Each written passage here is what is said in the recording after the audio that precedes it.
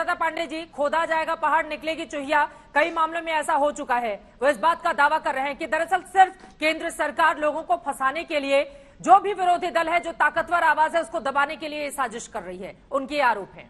देखिए चित्रा जी, आपके ही शो में मैंने ये बताया था कैसे कन्विक्शन रेट जो है वो 93.3% है ईडी का, अगर देखा जाए, क्योंकि ये बहुत ही सेलेक्टिवली इसको उठाते बोलते हैं 17 सालों में इतना ही कन्विक्शन हुआ, वो डेटा नहीं होता, आपको ट्रायल पीरियड से भी देखना होता है। दूसरी बात, अभी आप पीएमएलए का देख लीजिए, ये यही लोग थे ना जो सुप्रीम कोर्ट गए थे कहने के लिए कि ये सब कुछ जो है ये राजनीतिक द्वेष का कारण है और षड्यंत्र है, जिसको सुप्रीम कोर्ट ने सिरे से नकार दिया और बिल्कुल ईडी के सारे पावर्स को इंटैक्ट रखा। इनफैक्ट उसको जिनको ये सारे घुसटाड़ी गए थे, नवाब मलिक, सत्येंद्र जैन, कीर्ति चिदम्बरम, ये सभी लोग उसमें थे। तो मुझे लगता है कि ये बात वहीं पे खत्म होनी चाहिए, क्योंकि इनके पास ले दे के यही एक बचा हुआ है कि भाई ये तो राजनीतिक षड्यंत्र का हिस्सा है। दूसरी चीज आप देख लीजिए, अब ईस्ट और west, when it comes to corruption, opposition is absolutely the best. East में पार्था चटर्जी ने झंडा उठाया हुआ है, जहां पे कैश के अंबार मिल रहे हैं। कांग्रेस का भी जामताड़ा की जो विधायक है, उनकी पूरी कार में पूरे नोट से बड़ी कार मिली है, जिसको पश्चिम बंगाल में पकड़ा गया है। और यहाँ पे संजय राउत भी पकड़े गए हैं। अभी पहले अनिल देशमुख थे और अब उसके बाद फिर सारे विरोधी पकड़े जा रहे हैं ना। लेकिन कोई भी इधर का है जिसका नाम आप गिनाना चाहेंगी? ईडी की सारी कार्रवाई तो उधर ही हो रही है ना, इसी वजह से सवाल पूछे जा रहे हैं। चित्रा जी, एक बात बताइए चित्रा जी, ये लोग कोर्ट गए थे कि नहीं गए थे?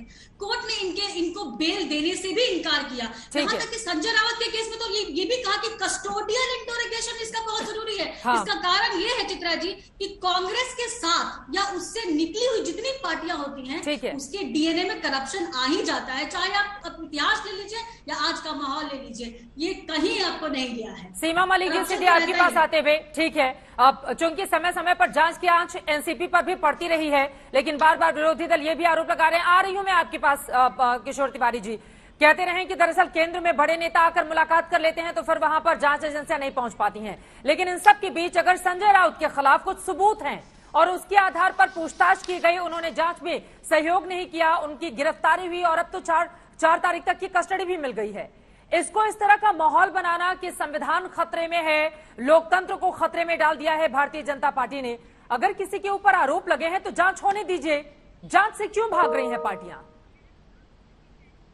जी मुझे पूछा आपने? नहीं, सीमा मलिक जी, उसके बाद में आ रही हूँ किशोर तिवारी चित्रा जी, प्लीज बोलिए। चित्रा जी मुझे 1 मिनट का टाइम दीजिएगा। सबसे आखिर में आई हैं आप मेरे पास, और मेरे को आदत भी हो गई है बहुत कम समय में जो बोलना है मैं बोलती हूँ। आपको देखिए, ये सब मैं वहां से शुरू नहीं होंगी कि जैसे अनडेमोक्रेटिक एंड अनकॉन्स्टिट्यूशनल, ये सब बातें हम लोग कई बार दोहरा चुके हैं और शायद आप कहेंगे फिर से वही रिकॉर्ड शुरू हो जाता है। पर देखिए, जिस तरह से आज भारतवर्ष में हो रहा है, आप चाहे आप किसी भी स्टेट में देख लीजिए आप, और ये एक शायद हम नहीं समझ रहे हैं, शायद जनता नहीं समझ रही है, हम एक वन पार्टी रूल की तरफ ये नेशन बढ़ता जा रहा है। किसी ना किसी तरह देखिए, हम अगर कोई भी जांच से भाग नहीं रहा है, कभी भी हम जांच के लिए मना नहीं करते, और अगर किसी ने कुछ किया है तो हम सब मानते हैं कि उसको पकड़ा जाना चाहिए। पर जहां तक आप देखिए संजय, तो आप टाइमिंग देखिए, संजय राउत जी की बात है, जब से महाविकास अघाड़ी बनी थी हमें पता था कि ये दिन आएगा जरूर। जिस तरह से उनका मतलब वो निशाना थे, जिसको कि एक पॉलिटिकल वेंडेटा वगैरह हम लोग हमेशा कहते ही हैं, और वो बात है ही मतलब। तो देखिए, ये तो हो ही नहीं सकता कि दूसरी, अगर बीजेपी में तो कोई कोई है ही नहीं करप्ट, ना उनके ऊपर कभी केस होता है, ना कभी घोटाला हुआ है, नहीं हुआ है। आप लोग तो सरकार में रहे हैं, आपको अच्छे से जानकारी होगी। ये जरूर, ये जो गरीब लोग हैं, जो 600 से ज्यादा परिवार हैं, जिनको इंतजार था कि उनके एरिया में डेवलप होगा, फिर उनके अच्छे दिन आएंगे, अगर उस पर कोई पानी फेर रहा है, वो पैसे कहाँ गए? देखिए मैडम, ये तो जांच का विषय है ही ना। देखिए मैडम, तो हम तो जांच के लिए कभी मना ही नहीं करते। कौन जांच के लिए मना करता है? पर सीधी सी बात है कि अगर आप केवल ऑपोजिशन लीडर्स के ऊपर इस तरह से, जिस तरह से मतलब आप सारे बड़े बड़े लीडर्स जा चुके हैं, जिस तरह से ईडी और सीबीआई और ये सब चल रहा है, तो ये मतलब बार बार रिपीट करने वाली बात नहीं होती है। हर आदमी इस बात को समझता है। और आपको लग रहा है फंसाया जा रहा है संजय राउत जी को? किस तरफ आज ये देश बढ़ रहा है? हाँ जी, आपको लग रहा है कि फंसाया जा रहा है संजय राउत जी को? देखिए, अगर उनकी कोई गल, बिल्कुल, मुझे तो पॉलिटिकल वेंडेटा लगता है। ठीक है, बिल्कुल बदले की कार्रवाई के तहत गौरव भाटिया जी सरकार की ओर से ये काम किया जाता नहीं मिली, अगर किसी को बेल नहीं मिली इसका मतलब वो दोषित हो, इसका मतलब वो दोषी हो गया। ठीक है, और वो ये भी कह रही है कि अगर किसी को बेल नहीं मिली तो इसका मतलब ये थोड़ी ना कि वो दोषी हो गया।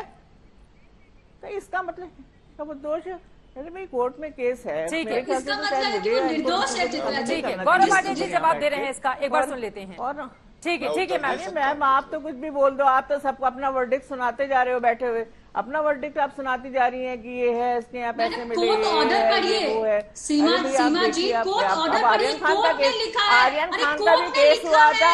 अरे मुझे आप बताइए, मुझे आधा करना आता है।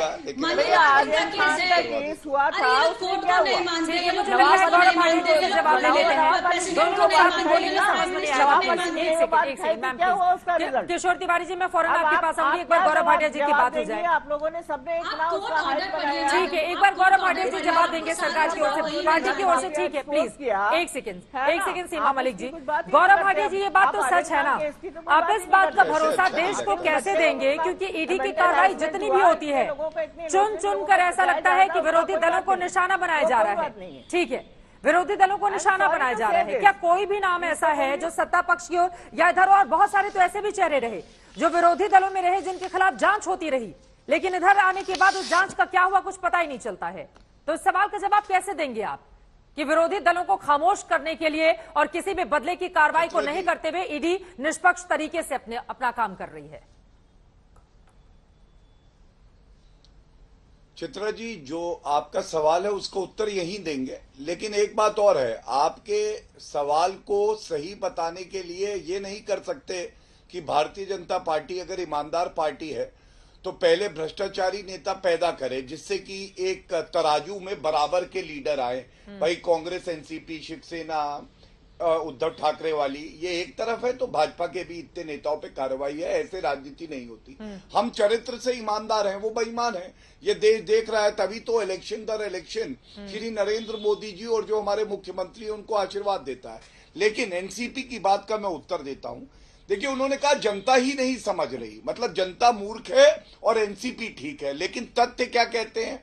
अनिल देशमुख ये जब गिरफ्तार हुए, इनको 9 महीने हो गए हैं। हाँ। 9 महीने में बेल तक नहीं मिली है। हम ये नहीं कह रहे कि ये दोषी हो गए, दोष से दो गया, लेकिन आज की डेट में तथ्य प्रमाण ऐसे हैं कि उनको बेल नहीं मिली। नवाब मलिक 5 महीने से अंदर हैं। दूसरी बात, ये जो बात कही जाती है मात्र विपक्ष के नेताओं को टारगेट किया जा रहा है, तो मैं आपको ये सोनिया गांधी, राहुल गांधी, महबूबा मुफ्ती, फारूक अब्दुल्ला, सत्येंद्र जैन, कार्ति चिदम्बरम, नवाब मलिक, अनिल देशमुख, डीके शिव कुमार, संजय राउत और पार्थ चैटर्जी, ये कुछ नाम है। चुनौती आज तक पे दे रहा हूं, एक सर्वोच्च न्यायालय या उच्च न्यायालय का आप जजमेंट दिखाइए जिसमें ये कहा हो कि ये जो आरोप लगाए हैं ये राजनीतिक द्वेष से लगाए हैं और इसे हम रद्द करते हैं, नहीं कहा है। तीसरी बात, आपको सवाल इनसे ये पूछना चाहिए कि आम आदमी पार्टी के सत्येंद्र जैन पे और टीएमसी के पार्था पे जब यही ईडी कार्रवाई करती है, या तो ईडी सही कार्रवाई कर रही है या गलत कर रही है, तो ये कार्रवाई सही है या गलत है। लेकिन अगर शिवसेना जो उद्धव वाली है वो इनको सूट करती है तो कहते हैं राजनीतिक द्वेष है।